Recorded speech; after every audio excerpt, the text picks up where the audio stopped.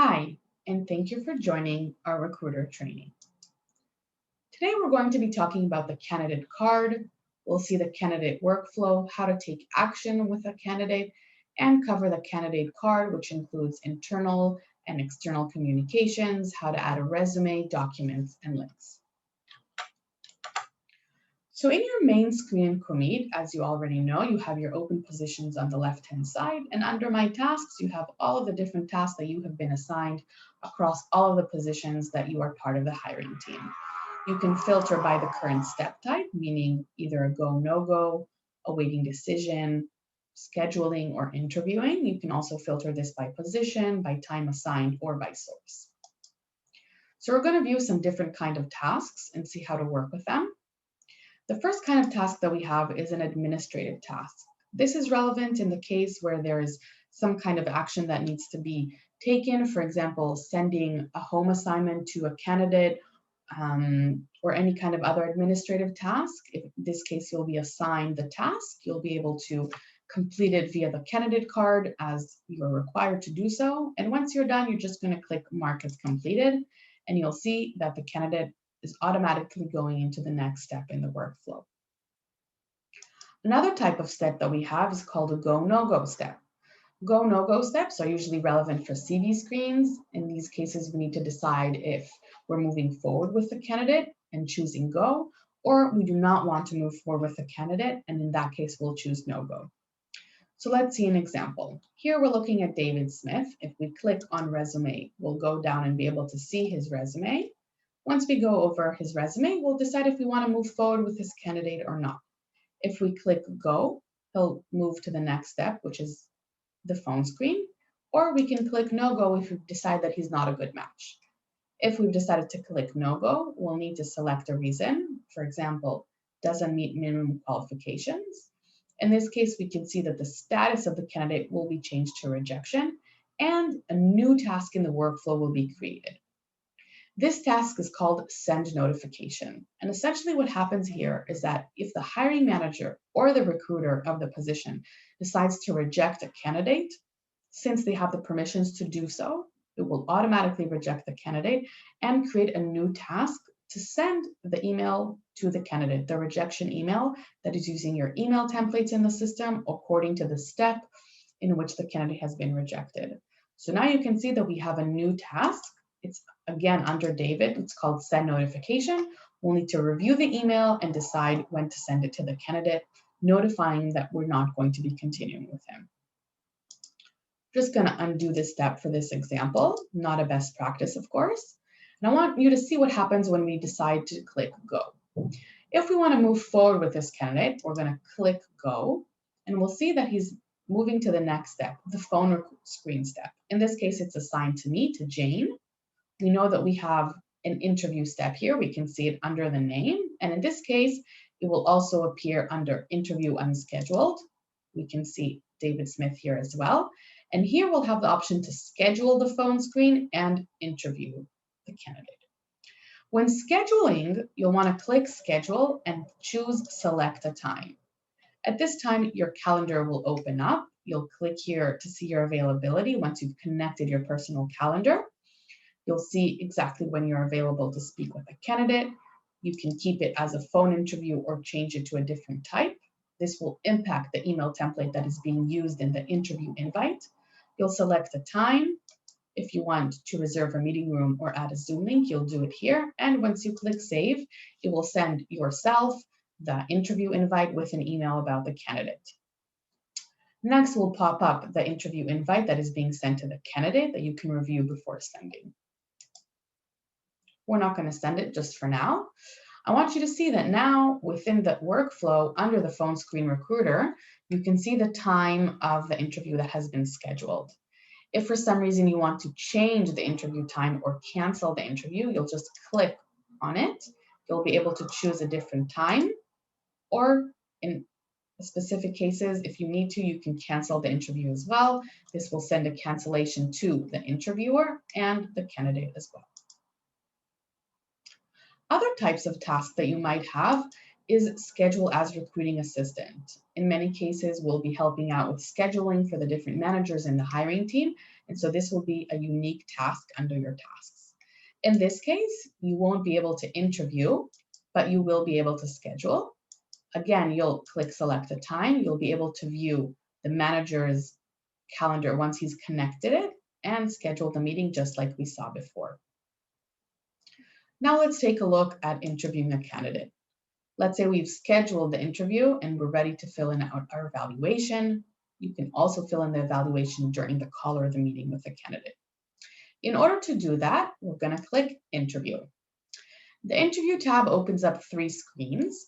The first one, the name of the candidate, will show you the candidate card just like we saw beforehand. Interview brief will have all of the details about the position, the description, the requirements that we posted on our career site. And when clicking Evaluate, we'll have the valuation open up. The Evaluation tab has several different fields. They're optional. You have Pros, Concerns, and Further Review. And below you have the Scorecard, which is an optional tool that you can use to rank your candidates on a star base of 1 to 5 for different skills and capabilities that you've set up on a position level. On the right-hand side, you have the Notes section where you can write your interview notes in whatever language that you'd like. This will be visible to all of the teammates in this position. You have the private notes, in addition, that you can fill out. This will only be visible to you. You can enter salary expectations and availability for the candidate as well. When you're filling in your notes, don't forget that you need to fill in out the recommendation. It's marked required right over here. You'll need to decide if you want to proceed with the candidate, if he's a strong hire, maybe you're not sure and you would like to discuss this with your teammates, or you do not recommend hiring him. As a recruiter, once you click no hire or no not sure, the system will ask you if to reject this candidate. You have the option to reject, and just like we saw before, this will change the candidate status and the send notification task will be created. If you want to keep the candidate in process to further discuss his status with your teammates, you'll click No, Keep in Progress and submit your interview. In this case, the candidate will move to the Proceed with Candidate step, assigning a go, no-go step to you, making a final decision, asking you to make a final decision with this candidate. If we'll change this and go back to the interview evaluation, under Evaluate, we can click Strong Hire since we'd like to move forward with this candidate and click Submit. By submitting your interview, the candidate will move to the next step in the workflow. Now let's look at the candidate card a little bit more. So as we've seen together, at the top of the candidate card, we'll always see the candidate workflow. This candidate workflow is set up on a position level. It can be changed for specific candidates by unlocking it. This will allow you to add and remove steps on a candidate level. It's not recommended as a best practice because it will impact reporting, but it can be done, and this way you're documenting the process correctly in Comeet. In terms of the specific workflow, you can add different participants to different steps on a candidate level. Below, you'll see the candidate name, you'll see the position that they have applied to, the source, and when they applied. You'll be able to upload a resume if it hasn't been done, and if it's been already uploaded, by clicking resume, it'll send you to the resume tab to view the candidate's resume. You can mark the candidate as high priority. You can also tag candidates. Tagging candidates is a great tool for keeping track of different qualities or skills that you're looking for in candidates. You can tag them by a language that they are speaking or by a computer software that they're familiar with. These tags will be very useful moving forward in searches that you can search from the search row over here or just by clicking on one of the tabs. If you need to edit the candidate card in terms of contact details, availability, salary expectations, or updating the candidate source, you'll click on that little pencil icon. You'll be able to change the different details. If you want to change a source, you'll click Change Source and you'll choose a new one from the drop-down. You can enter availability and salary expectations. Just a reminder that salary expectations is permission-based, so only recruiters of the specific positions are exposed to this. Once you're done, you can click Save. The three dots over here will give you additional access. You'll be able to change a position if you've reviewed a CV and you think this candidate could be a better match for another position. You can click change position, decide which position you're transferring them to, and what step in the workflow you would like them to start off with. Maybe they don't need to start with a CV screen and they can go straight ahead to the phone screen. In addition, you have the option to search for duplicates or print the candidate card. You can upload a file such as a home assignment or add a link to their LinkedIn or relevant websites that are associated with them. Deleting a candidate is optional. It's not something we recommend to do because there is no way to undo it and bring the candidate back to life in the system. So we recommend doing this only if this is a test candidate. Here we have the progress bar. The progress bar allows you to change the status of the candidate. We usually recommend doing this from within the workflow, just like we saw together by the different steps. But once you've completed the process with a candidate, you can choose the hired and mark him as hired in the system. Now we have the tabs that are referring to internal and external communication. We have the comment, email, and reminder tab. The comment tab allows us to write different comments in the candidate card that are exposed to everyone with access to this specific position. We can also change the visibility and make it private notes or only exposed to the managers or the recruiters. Another thing you can do here is tag different teammates. So you can sort of talk to them about this specific candidate and have a discussion. You can ask them to call them if needed, or really anything that you would like to communicate with them. This is really helpful because they don't necessarily have to be logged into Comey. They will receive an email notification once you click post. They'll be able to answer via your email and have that internal discussion that you need. Everything will be documented within Comey. The email button will automatically open an email to the candidate that's blank. You can use the templates that you have in the system, add an attachment, and set the time that you would like to send the message to that candidate. Or you can just click on the little arrow over here and you'll have different templates that are available in the system to compose an email, for example, or use something that's pre-assigned. You can use this to communicate with sources, someone internally, or the candidate.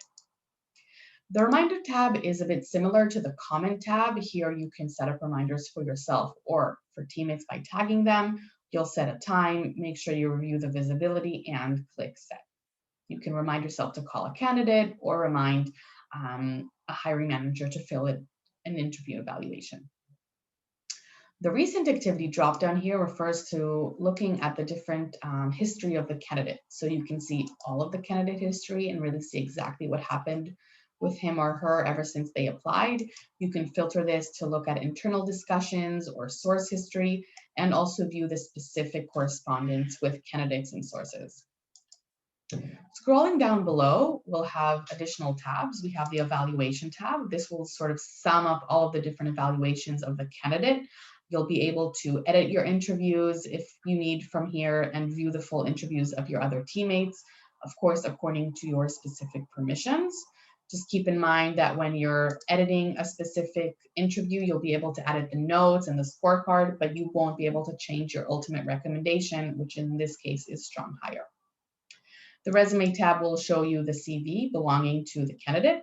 Questionnaires is relevant if you're using pre-screening questionnaires. You'll find the candidate's answers here. And the position tabs will show you if the candidate is in other processes at the same time in your company or their history in terms of applying before.